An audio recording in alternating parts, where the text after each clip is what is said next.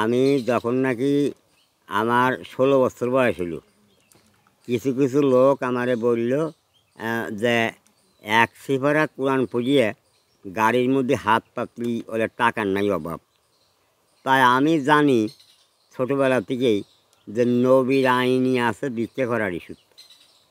তা আমি বলে আমি ওই ব্যবসা পারবো না। জন্মান্ধ হয়েও নেন না কারো দান, কখনো ভিক্ষা করেননি।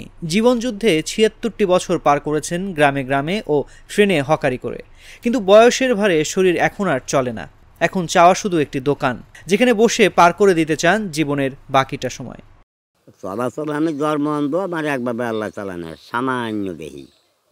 শেষ জীবনে চাওয়া আমি চাইলে আল্লাহরে চাই, আর যেভাবে আল্লাহ আমার অলগা এই করে সেইভাবেই আমার অলগা এই। তাছাড়া আল্লাহ ছাড়া তো মাবুদ নাই। হ্যাঁ, শেষ জীবনে টাকা চাওয়া আছে, একটা দোকান দিলে ভালো হয়। আমার স্বামী জন্মান্ধ, এই বাদাম নাড়ু তৈরি করে বাড়ি আমি বানাই দেই, ট্রেনে বিক্রি করে। এখন সে চলাচল করবার পারে না। এখন যদি কেউ কোনো সাহায্য করে তাহলে নেই সেই সময় চলবার পারিছে নেই। আর এখন তো বুদ্ধ বয়স হয়ে গেছে, বুঝে হয়ে গেছে, এখন তো আর নামিয়ে উপায় না। আমাকে তো কোনো সন্তান নাই, এখন তো আমার নেওয়াই লাগবে। বলছিলাম রাজবাড়ী সদর উপজেলার পাচুরি ইউনিয়নের খোলাবাড়িয়া গ্রামের বাসিন্দা আব্দুল গফুর মল্লিকের কথা, যিনি জন্মান্ধ।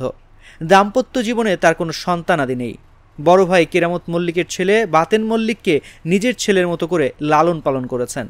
অদম্য ইচ্ছাশক্তির ফলে দরিদ্রতাকে পেছনে ফেলে মাত্র 16 বছর বয়স থেকে নিজের উপার্জন দিয়ে চলতে শুরু করেন আব্দুল গফুর। উনি কখনো কারো কাছ থেকে সাহায্য নেন, এই জন্য বলবো যে ব্যতিক্রম, যে সবার থেকে উনি আলাদা। ওনার জন্মগত অন্ধ থাকা সত্ত্বেও উনি কখনো কাউকে কাছ থেকে হেল্প চাই নাই বা সাহায্য চাই নাই। উনি নিজে সেটা চলতে সক্ষমতা মনে করছে, এই জন্য চলছে। এই জন্য উনি আদার্স থেকে সবার থেকে ব্যতিক্রম।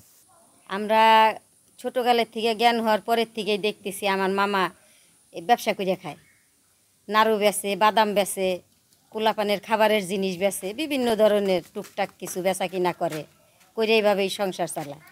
কিন্তু একটা জিনিস দেখলাম, আমাদের চোখে কোনো দিন পড়ে নেই, আমরা দেখি নেই কোনো দিন যে আমার মামা কেউর কাছ থেকে চায়া খাইছে কি কেউর কাছ থেকে সাহায্য নিছে।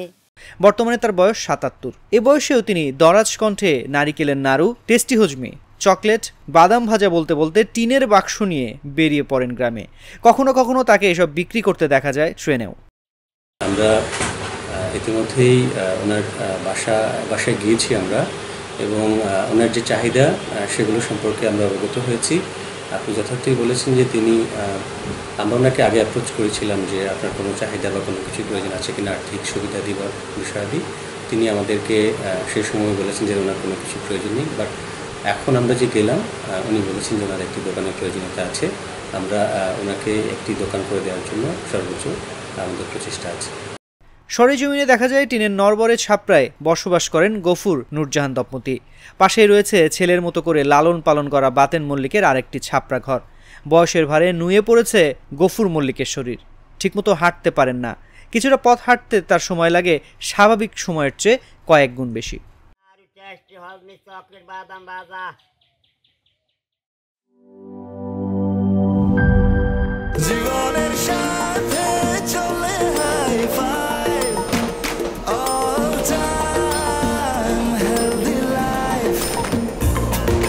জার্নিতে স্বাস্থ্যকর all time family cake, all time healthy life.